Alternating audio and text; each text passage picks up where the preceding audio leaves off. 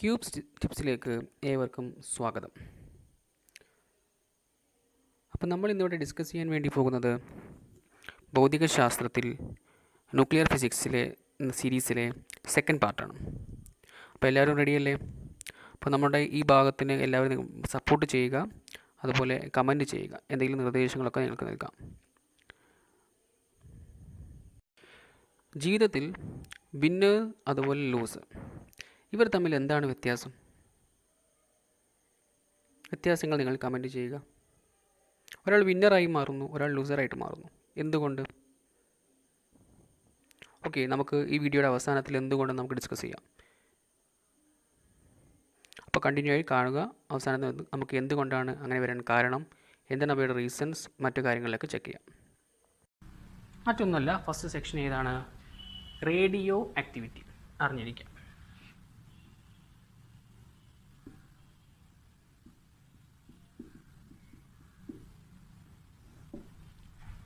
Radio activity എന്താണ്, ഏതാണ്, എങ്ങനെയാണ്, ഈ കാര്യങ്ങളൊക്കെ അറിഞ്ഞിരിക്കണം. ക്ലിയർ? ഓക്കെ. ബേസിക്കലി നമുക്ക് PSCയിൽ കാണുന്നത് ക്വസ്റ്റ്യൻസ് ആണ്, ടേംസുകൾ, ചില സയൻറ്റിസ്റ്റുകളുടെ പേരുകളും ചില മൂലകങ്ങളുടെ പേരുകളും ഇതൊക്കെ അറിയാൻ ക്വസ്റ്റ്യൻസ് പ്രധാനമായിട്ടും വരുന്നത്. ഓക്കെ. എന്നിരുന്നാലും ജസ്റ്റ് തിയറീസ് കൂടി നമ്മൾ അറിഞ്ഞിരിക്കുക എന്താണ് എന്നുള്ളത്. നമുക്കതിൻ്റെ കൂടുതൽ എക്സ്പാൻഷനിലേക്ക് പോകണമെന്നൊന്നുമില്ല. Okay, ready? അപ്പോൾ ഈ കാര്യങ്ങളൊക്കെ ഒന്ന് ശ്രദ്ധിക്കാം.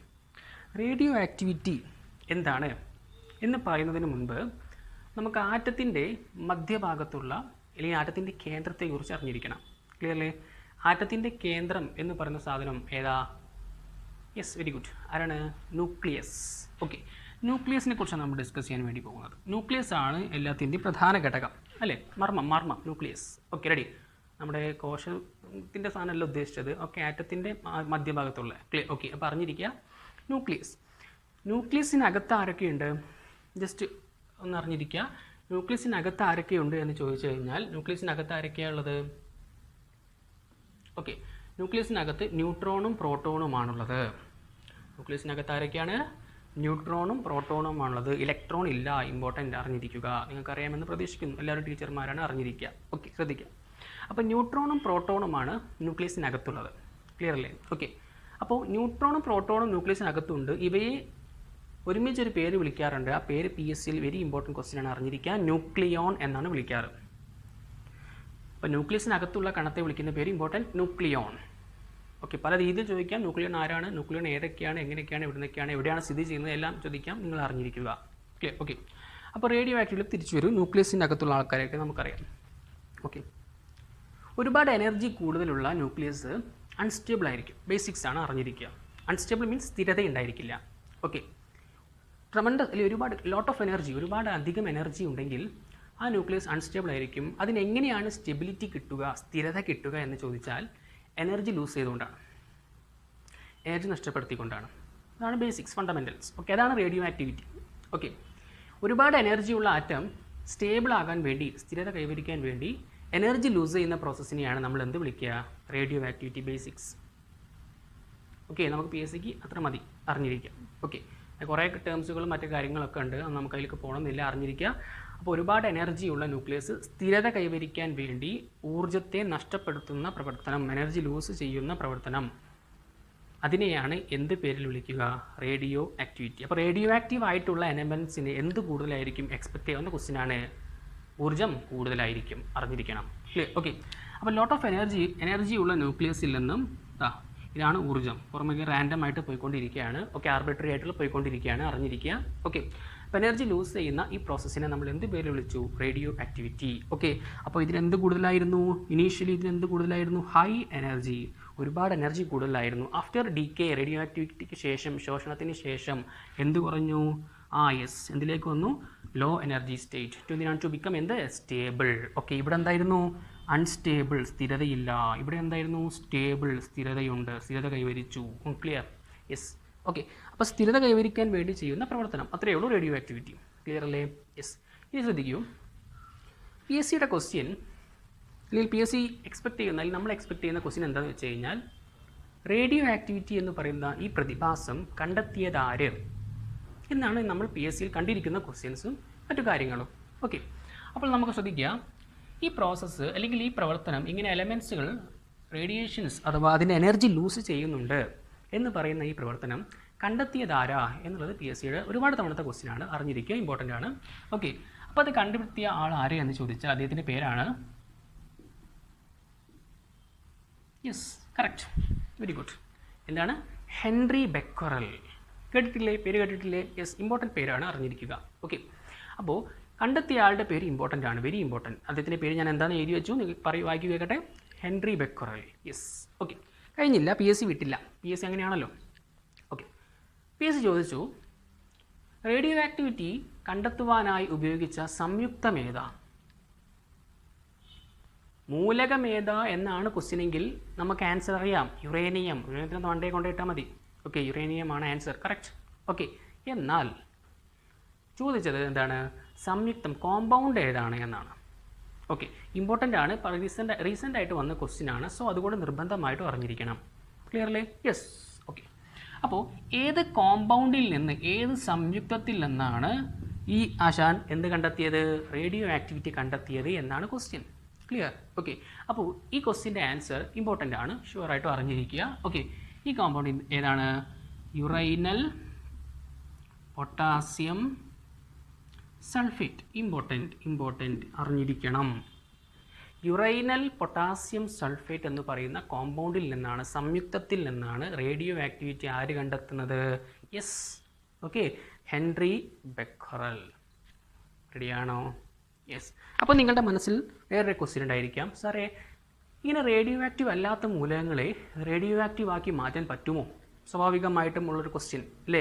നല്ല സ്വഭാവമുള്ള കുട്ടിയെ ചീത്ത സ്വഭാവമുള്ളതാക്കി മാറ്റാൻ പറ്റുമോ? ഷുവർ, ചെയ്യാൻ പറ്റും, തിരിച്ചും ചെയ്യാൻ പറ്റും. ക്ലിയർ? അതുപോലെ തന്നെയാണ് ഇവിടെയും.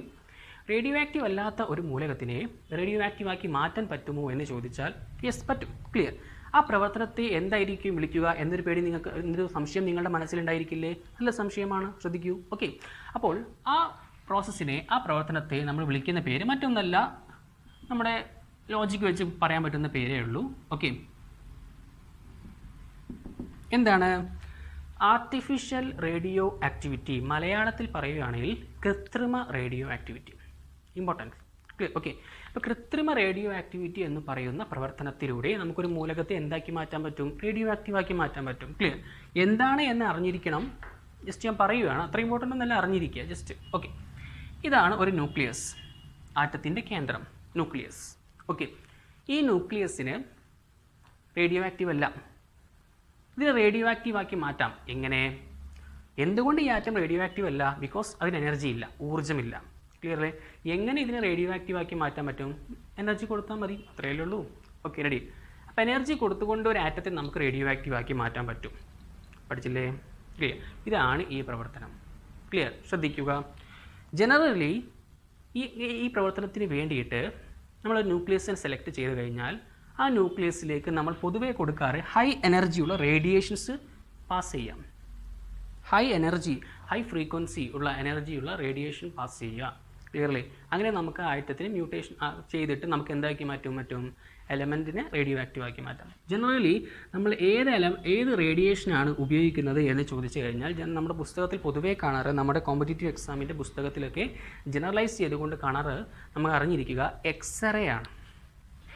ഹാർഡ് എക്സ്റേ, സോഫ്റ്റ് എക്സ്റേ കേട്ടിട്ടില്ലേ? ഓക്കെ, അതിലെ ഹാർഡ് എക്സ്റേസ് ആണ് പൊതുവേ മ്യൂട്ടേഷൻ അല്ലേ, വ്യതിയാനങ്ങൾക്ക് കാരണമാക്കുന്ന വികിരണമായിട്ട് ഉപയോഗിക്കുന്നത്. ക്ലിയർ? ഓക്കെ, അപ്പോൾ എലമെൻസിൽ ദ ന്യൂക്ലിയസ്, ഞാൻ ഇനി എവിടെ ഉണ്ട വരച്ചാലും അതിനർത്ഥം ന്യൂക്ലിയസ് എന്നാണ് കേട്ടോ. ഓക്കെ, ഞാൻ ന്യൂക്ലിയസ് എന്ന് പറയുന്നില്ല, ശ്രദ്ധിക്കുക. ഓക്കെ, അപ്പോൾ ഈ ന്യൂക്ലിയസിലേക്ക് എക്സ്റേ കടത്തി വിട്ടുകൊണ്ട് അവയെ മ്യൂട്ടേഷൻ, മാറ്റം വരുത്തിക്കൊണ്ട് എന്താക്കി മാറ്റാം? റേഡിയോ. ഇങ്ങനെ മൂലകത്തിലേക്ക് റേഡിയോ ആക്റ്റീവ് ആക്കി മാറ്റാം എന്ന് പറഞ്ഞ് ഈ പ്രവർത്തനം കണ്ടെത്തിയ ആളുടെ പേര് PSCയിൽ ഇമ്പോർട്ടൻറ്റ് ക്വസ്റ്റ്യൻ ആണ്, അറിഞ്ഞിരിക്കുക. ഇമ്പോർട്ടൻറ്റ് ക്വസ്റ്റ്യൻ ആണ്, അറിഞ്ഞിരിക്കുക. എന്താണ് ആ ക്വസ്റ്റ്യൻ ഇതായിരുന്നു, കണ്ടെത്തിയതാരാ? കൃത്രിമ radio activity കണ്ടെത്തിയതാരാ?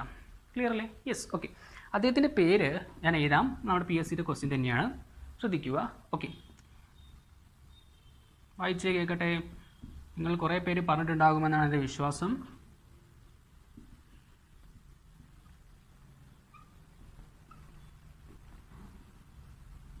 Yes, correct. Okay, Irene Juliet Curie and Federico Juliet Curie. Clear ആണോ? യെസ്. ഓക്കെ, അപ്പോൾ നിങ്ങൾക്ക് വേറെ പേരുകൾ കേട്ടിട്ടുണ്ടായിരിക്കും. മാഡം ക്യൂരി, പിയറി ക്യൂരി നിങ്ങൾ പേര് കേട്ടിട്ടുണ്ടായിരിക്കുക. നമ്മുടെ ഹയർ ലെവൽ പുസ്തകങ്ങളൊക്കെ നോക്കിക്കഴിഞ്ഞാൽ അതാണ് കാണാറ്. But based on P S സിയുടെ ക്വസ്റ്റ്യൻ നോക്കുമ്പോൾ അറിഞ്ഞിരിക്കുക, ഐറിൻ ജൂലിയറ്റും ഫെഡറിക് ജൂലിയറ്റ് ക്യൂരിയുമാണ് കാണുന്നത്. അതാണ് പി എസ് സിയുടെ ഓപ്ഷൻ. അതാണ് നമുക്ക് പഠിക്കേണ്ടതും. നമ്മൾ പി എസ് സിക്കാണല്ലോ പഠിക്കുന്നത്. ഓക്കെ, അപ്പോൾ ആ പേര് പറഞ്ഞിരിക്കാൻ നിർബന്ധമാണ്. ക്ലിയർ? ഓക്കെ, ആരാണ് ഐറിൻ ജൂലിയറ്റ്, ആരാണ് ഫെഡറിക് ജൂലിയറ്റ് എന്ന് പറയണോ? യെസ് കേട്ടു. എങ്കിൽ നമ്മുടെ മാഡം ക്യൂരിയുടെ മകളാണ് ആര്? Irene Joliot. അവളുടെ അല്ലെങ്കിൽ ആ സ്ത്രീയുടെ ഭർത്താവാണ് ആര്? Frederic Joliot. ക്ലിയർ? അപ്പോൾ മകളും മരുമോനും തന്നെയാണ്. പുറത്തേക്ക് ആർക്കും ക്രെഡിറ്റ് കൊടുത്തിട്ടൊന്നുമില്ല madam Curie. Clear? Okay, so അപ്പോൾ ആ പേടിക്കാനൊന്നുമില്ല. അപ്പോൾ കാര്യങ്ങളൊക്കെ ഒന്ന് അറിഞ്ഞിരിക്കുക. ക്ലിയർ? ഓക്കെ.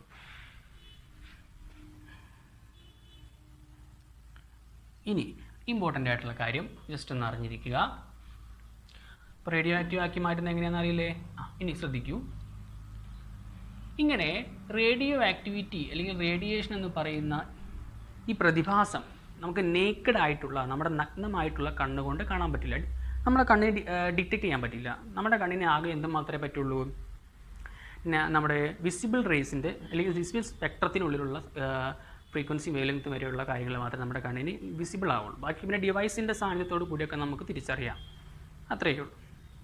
അപ്പോൾ അറിഞ്ഞിരിക്കുക, പി എസ് സിയുടെ ക്വസ്റ്റ്യനാണ്. എന്താണ്? ഇങ്ങനെ ഒരു ഭാഗത്ത് റേഡിയോ ആക്ടിവിറ്റി ഉണ്ടോ അല്ലെങ്കിൽ റേഡിയേഷൻ ഉണ്ടോ, ഇത് എത്രത്തോളം ഡീകേ ചെയ്യുന്നുണ്ട്, എത്രത്തോളം എനർജി റിലീസ് ആവുന്നുണ്ട് എന്നൊക്കെയുള്ള റേഡിയോ ആക്ടിവിറ്റിയെ ഡിറ്റക്റ്റ് ചെയ്യുവാൻ, അളക്കുവാൻ വേണ്ടി ഉപയോഗിക്കുന്ന ഉപകരണം ഏത് എന്നാണ് പി എസ് സിയുടെ ക്വസ്റ്റ്യൻ. ഓക്കെ, അത് ഇമ്പോർട്ടൻ്റ് ആണ്, അറിഞ്ഞിരിക്കുക.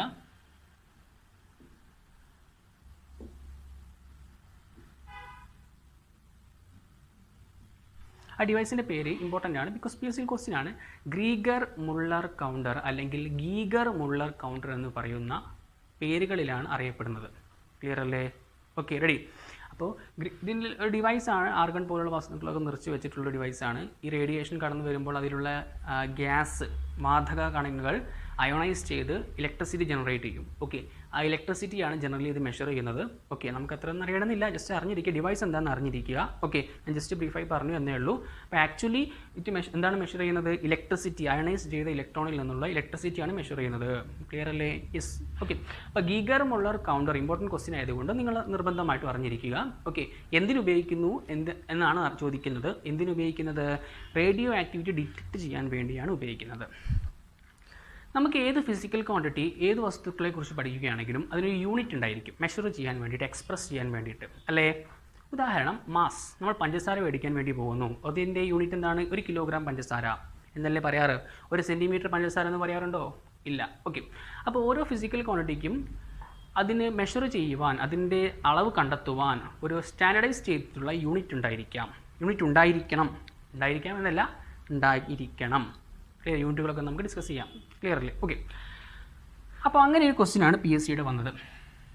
ഞാൻ ചോദിക്കുന്നു, റേഡിയോ ആക്ടിവിറ്റിയുടെ SI യൂണിറ്റ്, റേഡിയോ ആക്ടിവിറ്റി എന്ന് പറയുന്ന പ്രതിഭാസത്തിൻ്റെ SI സ്റ്റാൻഡർഡൈസ് ചെയ്തിട്ടുള്ള യൂണിറ്റ് ഏതാണ്? യെസ്, പേരിലുണ്ട്. ഹെൻറി ബെക്കറലാണ് ഈ പ്രതിഭാസം കണ്ടെത്തിയത്. സോ അദ്ദേഹത്തിൻ്റെ സ്മരണാർത്ഥം പേര് അങ്ങനെ തന്നെ കൊടുത്തു. എന്ത് കൊടുത്തു? യെസ്, ഹെൻറി ബെക്കറലിൻ്റെ becquerel SI. Clear?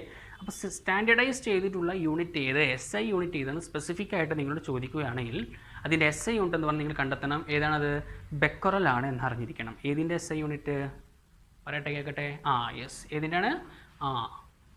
Radio activity. വീണ്ടും ക്വസ്റ്റ്യൻ വന്നു, റേഡിയോ ആക്ടിവിറ്റിയുടെ യൂണിറ്റ് എന്താണ് എന്നാണ് ക്വസ്റ്റ്യൻ. അടുത്ത് വന്ന ക്വസ്റ്റ്യനാണ്. ബട്ട് അതിൽ ബെക്കറൽ എന്ന് പറയുന്ന ഓപ്ഷൻ ഇല്ല. അതാണ് പ്രശ്നം. ക്ലിയർലി? നമുക്കറിയാം മാസിൻ്റെ സ്റ്റാൻഡർഡൈസ് ചെയ്തിട്ടുള്ള യൂണിറ്റ് കിലോഗ്രാം ആണ്. എന്നാൽ ഗ്രാം, മില്ലിഗ്രാം, ടൺ, കിൻഡൽ ഇതൊക്കെ എന്തിൻ്റെ യൂണിറ്റാണ്? മാസിൻ്റെ യൂണിറ്റ് തന്നെയാണ്. അതുപോലെ തന്നെയാണ് നമ്മുടെ എന്തിന് യൂണിറ്റ്? റേഡിയോ ആക്ടിവിറ്റി സ്റ്റാൻഡർഡൈസ് ചെയ്തിട്ടുള്ള യൂണിറ്റ് ഒന്നേ ഉണ്ടാവുള്ളൂ. മറ്റ് യൂണിറ്റുകളുണ്ട്, രണ്ടും അറിഞ്ഞിരിക്കുക. വേറെ കുറേ യൂണിറ്റുകളുണ്ട്. അതിൽ പി എസ് സിയിൽ ചോദിച്ചിട്ടുള്ള 2 യൂണിറ്റുകൾ ഞാൻ നിങ്ങൾക്ക് പരിചയപ്പെടുത്താം. ക്ലിയർലി? ഏതൊക്കെയാണ്? First one Curie. ആരുടെ ക്യൂരി? മാഡം ക്യൂരിൻ്റെ ക്യൂരി. ഓക്കെ, സെക്കൻഡ് വൺ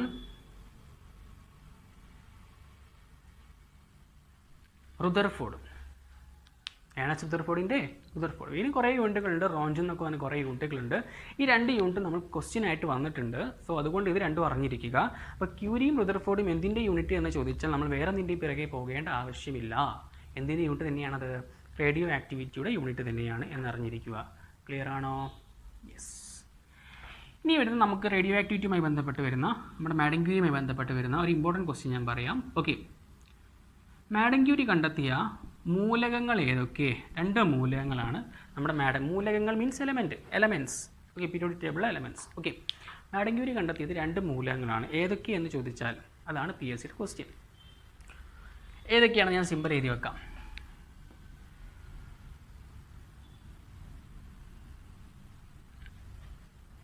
ഏതൊക്കെയാണ്? യെസ്. Okay, RaPO. എന്താണ് RA? റേഡിയം എന്നാണ് പഠിക്കേണ്ടത്, അറിഞ്ഞിരിക്കേണ്ടത്.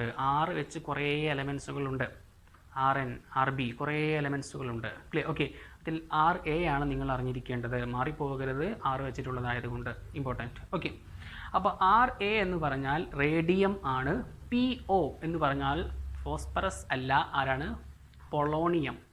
പ്ലൂട്ടോണിയം അല്ല. P ശ്രദ്ധിക്കണം, കുറേ P അവിടെയുണ്ട്. Okay, ready. അപ്പോൾ പൊളോണിയം എന്ന് പറയുന്ന എലമെൻറ്റ്, ഈ 2 എലമെൻസുകളും കണ്ടെത്തിയത് ഒരാളാണ്. അദ്ദേഹത്തിൻ്റെ പേരെന്താണ്? Madam Curie. അപ്പോൾ റേഡിയം കണ്ടെത്തിയാരാ, പൊളോണിയം കണ്ടെത്തിയാരാ, ഇങ്ങനെ മാറി മാറി മാറി ചോദിക്കാറുണ്ട്. സോ അത് നിങ്ങൾ അറിഞ്ഞിരിക്കണം. ക്ലിയർലേ? ഇനി അടുത്തത്, ദ്രാവകാവസ്ഥയിൽ റേഡിയോ ആക്റ്റീവ് ആയിട്ടുള്ള മൂലകം ഏത്? എക്സ്പെക്ട് ചെയ്യാവുന്ന ക്വസ്റ്റ്യനാണ്. റേഡിയോ ആക്ടിവിറ്റിയുമായി ബന്ധപ്പെട്ട് അറിഞ്ഞിരിക്കുക. ദ്രാവകാവസ്ഥയിൽ റേഡിയോ ആക്റ്റീവ് ആയിട്ടുള്ള മൂലകം ഏത് എന്ന് PSCയിൽ ക്വസ്റ്റ്യൻ ഉണ്ടാകാം. വരും, ശ്രദ്ധിക്കൂ. ഓക്കെ, സിമ്പിൾ ഞാൻ എഴുതി വെക്കുന്നു. പറഞ്ഞ കേൾക്കട്ടെ. Yes, francium. ആരാണ്? ഫ്രാൻസിയം. ഓക്കെ, FR പീരിയോഡിക് ടേബിളിലെ ഫസ്റ്റ് ഗ്രൂപ്പ് എലമെൻറ്റിലെ ലാസ്റ്റ് വൺ. Okay, ready. അപ്പോൾ FR എന്ന് പറയുന്ന ഫ്രാൻസിയം എന്ന് പറയുന്ന മൂലകമാണ് ദ്രാവകാവസ്ഥയിൽ, ഏതവസ്ഥയിൽ? ദ്രാവകം, ലിക്വിഡ്, മോൾട്ടൺ സ്റ്റേറ്റിൽ റേഡിയോ ആക്ടിവിറ്റി എക്സ്പ്രസ് ചെയ്യുന്ന അല്ലെങ്കിൽ കാണിക്കുന്ന എലമെൻറ്റ്. അതുപോലെ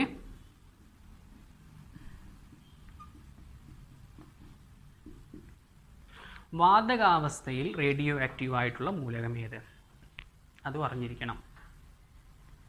അപ്പോൾ വാതകാവസ്ഥയിൽ റേഡിയോ ആക്റ്റീവ് ആയിട്ടുള്ള മൂലകം ഏതാണ് എന്നൊരു ക്വസ്റ്റ്യൻ വന്നാൽ നിങ്ങൾ പറയേണ്ട ആൻസർ ഏതാണ് എന്ന് ചോദിച്ചു കഴിഞ്ഞാൽ നിങ്ങൾക്ക് അറിയുന്നത് തന്നെയാണ്. R വെച്ചിട്ടുള്ള മൂലകം തന്നെയാണ്. ആരാണ്? Rn. യെസ്, കേൾക്കട്ടെ. റഡോൺ. ആരാണ്? റഡോൺ. അപ്പോൾ R മാറിപ്പോകരുത്. ഇപ്പോൾ തന്നെ 2 R കുമിഞ്ഞുകൂടി. ക്ലിയർ? ഇത് RA ആണ്, ഇത് Rn ആണ് രണ്ടും. ഓക്കെ, പീരിയോഡിക് ടേബിൾ നിങ്ങൾ പഠിക്കുമ്പോൾ നിങ്ങൾക്ക് തുറയിക്കോളും, ശ്രദ്ധിക്കുക. Okay, ready. അപ്പോൾ റഡോൺ ആണ്, ഇത് റേഡിയം ആണ്. രണ്ടും അറിഞ്ഞിരിക്കുക. വേറെ